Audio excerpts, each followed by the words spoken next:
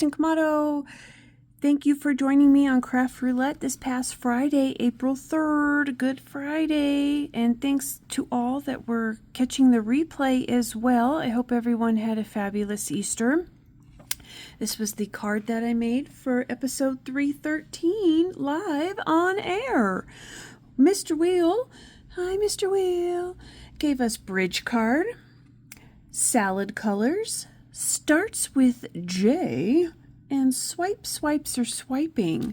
Well, as real quick, as you saw on air, bridge card, I made an impossible card and I was bridging the gap. I've gone back to add the trees afterwards for a little fun detail, but just a smidge back here because it's in the back, you know. The swiping, I did do the gold ink pad prior to gluing down my pattern paper pieces. Starts with J. Thank you to whoever said that in the chatter box to do jingle. So the jingle bells, thank you so much. And salad colors, lots of reds, tomatoes, cranberries even, and the greens for the lettuces, maybe the herbs, depending on which salad dressing one may be having. This is a 5x7 card size.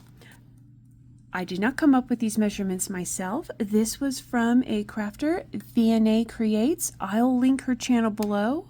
Fun fact, she was one of like the first YouTube channels I followed when I got into card making in 2020, and I have been a fan of hers since. I will also link you below to the impossible card tutorials that she has about making such, where she does go over the measurements. I'll just provide this here for a quick little screenshot if you want, but I do recommend checking out VNA's channel. She does go over the measurements a little more in depth, so I thought maybe you might want to take a look-see at that. But basically, 5x7 card base. You're only scoring this little part in the middle, but you're not going past the score lines. You could, but it won't harm anything. Just will give it a different aesthetic. So basically your legs, hey, your little leggies, decide how far you want. All these measurements total up to 7 inches. And since this is 5, we're only scoring at 2.5, but only as far as the legs. And then the other side. So see, here we go, legs, hey. And then this is the pop-up side, and then you're cutting in the middle. So to me, it kind of, what you're scoring once, cutting 3 times, it looks like a goalpost to me. So you get this cut out, and you're like, hey, okay, walking legs. No, flip. I don't care how you flip. You want to flip this way, you want to flip that way. I guess it just depends on, do you want, on the front view, do you want a leg to your left, or do you want a leg to your right? Let's see. When I made this, I cut out all my pieces for live on air. I did my leg to the right on the bottom, and then to the top on the left. It doesn't matter. You do you, and it'll all work out in the end, right? So this is how I'm doing it. Do you need to put a bridge or something to span that gap? I would, because otherwise it's pretty floppy. By putting the bridge there, you make it stable, and not really going to kind of go anywhere. Now, could I add a little bit more glue back there to make that even more stable? Yes, and I probably should, and I will at a later date and time. So I'm going to get this one decorated up, and we will come back for our perimeter checks, because that was so much fun. Stay tuned. Please hold. Okay, I'm almost done gluing, but I just wanted to give you a tip that worked well for me. I did measure the space, and going off what VNA created many years ago now, I kind of used her measurements. Some of them are in 8ths, but you do you, and you can measure and lay out and mat however to your heart's content. But so I wouldn't get the pieces confused, because these two were the same and these two were the same, but this one was just a little bit different. I marked on the back front because, you know, there's only 2 places it would go, front or back, and so I did that for here as well. And that kept me a little more in line, so when I glue, I knew which pieces went where, and it was easier for me to eventually put everything together, and it went a lot quicker. Hey, that worked for me. This cute little trio of fellers here, or besties, having their cup of joe. Cup of joe. Java. Thank you, Pam.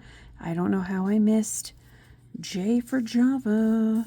And of course, with it being Easter, the biggest J of all. Come on, am I right now?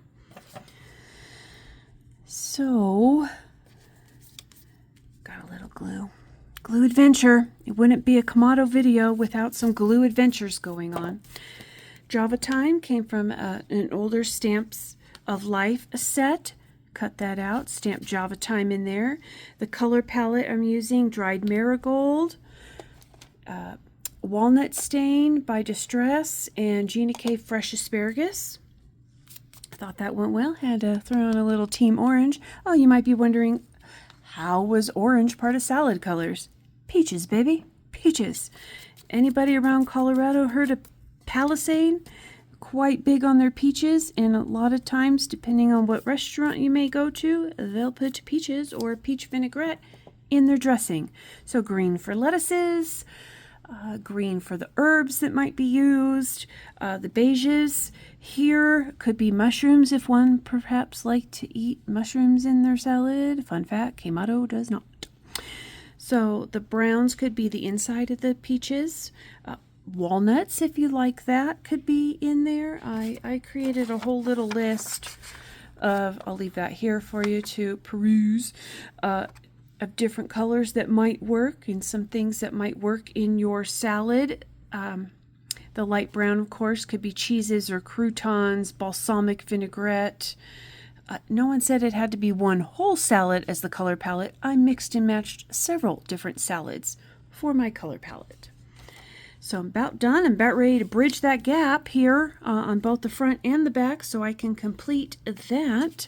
Let me just glue that down real quick so we can get a quick parameter check. The trio and the forest trees here came from a set from Not Too Shabby of ephemera.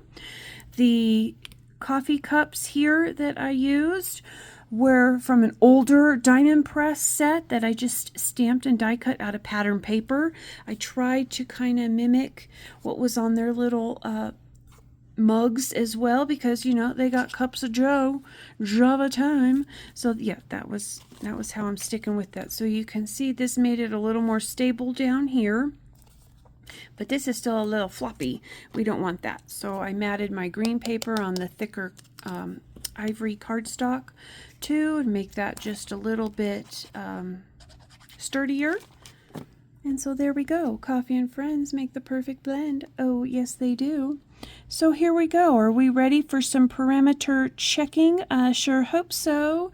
So we have bridge card. Yep, I got 2 bridges on mine. Whoop, whoop, whoop, whoop. Okay, bridge card, so that's a check. Salad colors. Oh, plenty. I now want a peach salad, or at least a salad with a peach vinaigrette. Check. Starts with J. Java, cups of Joes. Whoop, whoop. And swiping.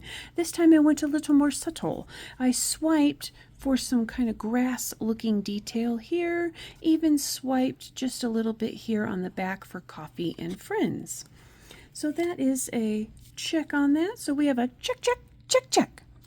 Thank you for coming by today, and thank you again for watching Craft Roulette, episode 313. Did I nail what was the question I was asked? What is Craft Roulette? Did I get it? Let me know.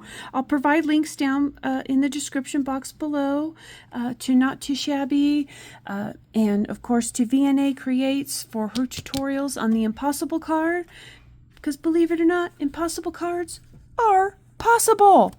Thank you again for coming by. Appreciate all the love and support that you've been giving me.